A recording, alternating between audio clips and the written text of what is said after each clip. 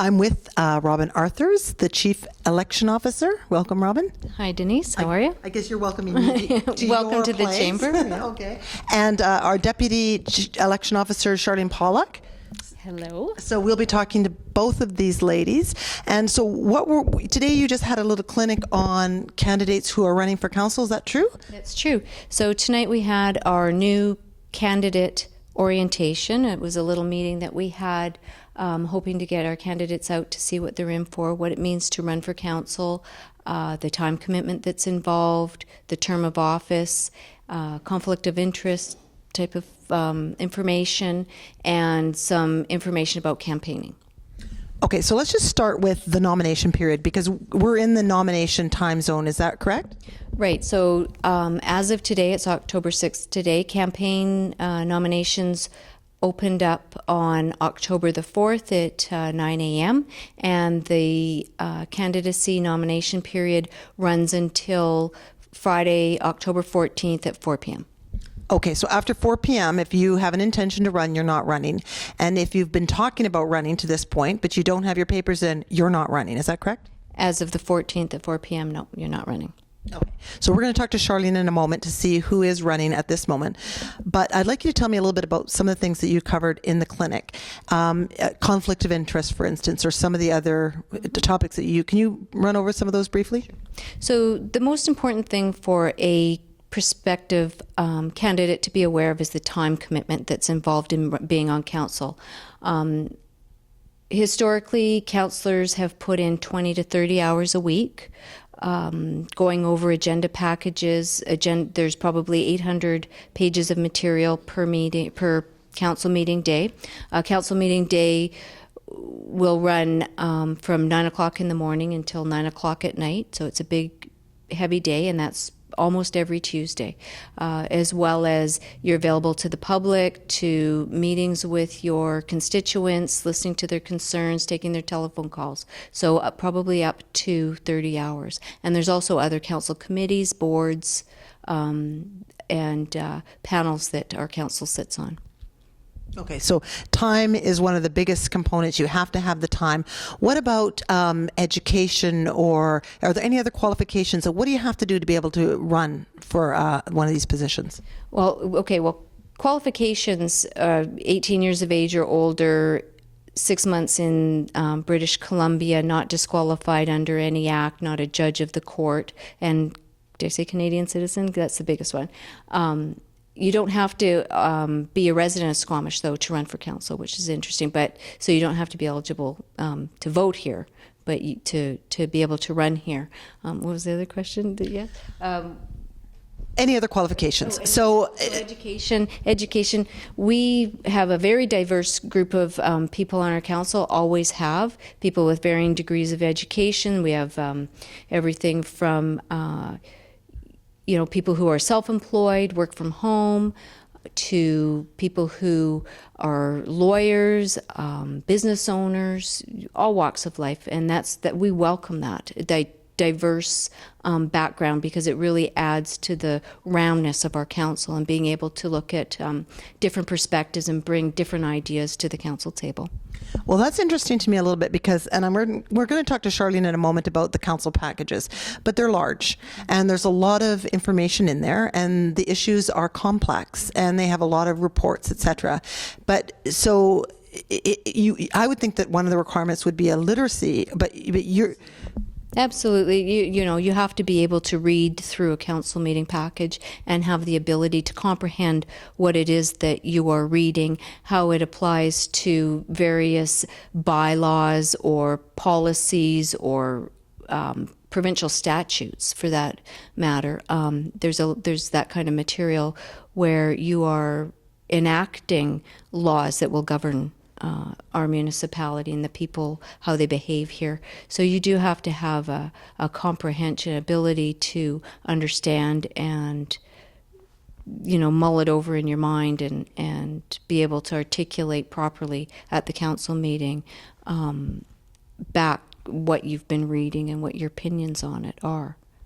Okay, so, but you're saying a diverse background, and people shouldn't feel that they shouldn't run if their education level isn't something, like there's no reason for that. That's right. Exactly. And staff are always available if there's questions, clarification necessary related to some of the reports, or if there's some unclear material or cloudy material.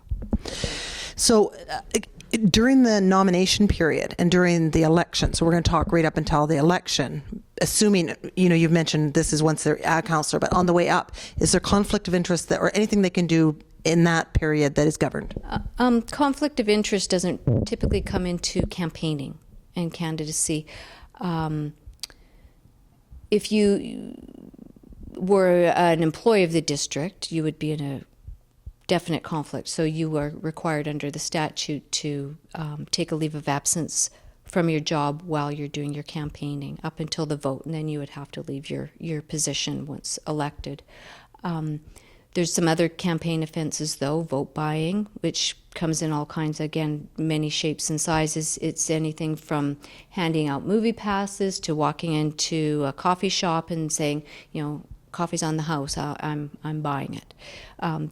There's a relationship that's perceived to have been struck right there, that you're buying coffee because you want everyone to vote for you, and they're accepting that gift. And so you're better off just, if you're campaigning, none of that. Don't go there. Intimidation, again, intimidating if you're a boss and you want somebody to vote a certain way. Even if you're not a candidate, you shouldn't be intimidating anybody. Under the statute, that's an offense. But if you are a candidate and you start intimidating the electorate, that's an offense. And both of those offenses have fines of up to $10,000 and up to 2 years in jail if you get convicted of that. Also, it's an offense to campaign near a voting place. So we have 4 advance voting dates. We have November 7th, 9th, 12th, and 16th. So make sure if you are thinking of running a campaign, no campaigning near those voting places, and no campaigning at all on November 19th, which is General Voting Day. So that means no social media, no ads on the radio, no wandering around with your Vote For Me button on, no handing out brochures. That is an offense. Could your team continue to campaign, or nobody campaigns? There's no campaigning on General Voting Day. What about all the signs that remain to stay up? That signage is allowed as long as it's not within 100 meters of a voting place. Okay, so we're going to move over to Charlene. Have you been lonely over here? I have. You've been hoping we're not going to swing this way, right, Charlene? Yes, I have. Okay, so just actually, can you just start off telling me what the process is? I want to vote. What do I have to do? I come in and I give you money, or what do I do I want to run for council. What is the quick process? Okay, to run for council, the nomination period is October 4th to the 14th, and so you come in and talk to Robin or I, and we have nomination package that candidates can pick up, and all of the instruction and paperwork is in the package. So there's forms that they need to fill out, and they need to have 2 electors in Squamish nominate them, and the nominators need to sign the form, and they need to sign a declaration in front of Robin and I, and once the paperwork's all filled out, they are nominated a candidate. So there's no cost to this? No cost. The only cost is if they want to put signs up, there's a $100 deposit that they will receive back as long as they remove their signs within 3 days of the election. Okay, so now today's date is October the 6th. Can you tell me who is running as of today's date, in your opinion? Okay, so as of today's date, we have for mayor, we have Rob Kirkham. We have 6 candidates for council, Brian Reiser, Susan Chappelle, Ufa Hansen, Deborah McBride, Peter Kent, Douglas Neville. And then school trustees for Squamish, we have Andrea Bobian and Bianca Peters. Okay, so we do have a few people here. I've heard lots of other chatter, and we'll come back at the end of the nomination period to figure out who all's running right before we go.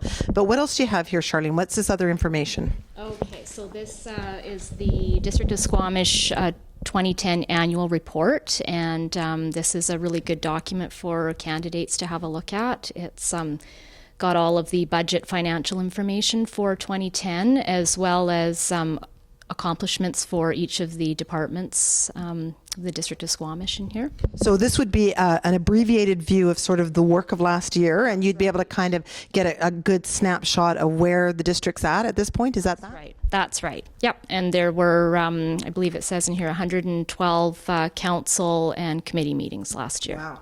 Yeah, in 2010. All right. And then this one is... This document here is it's the candidate's guide that the provincial government puts together. So it's got a lot of really good, useful information, and this is actually included in the nomination package. Okay, and then quickly, because I know we're running out of time, what is this big thing? Okay, so this is the binder which contains the council agenda, and this is this last Tuesday's council agenda, 800 pages. Wow. So this is a very large package. They're not generally that large, but these packages are available to the public. The binders at the front counter, agenda packages are posted to the website.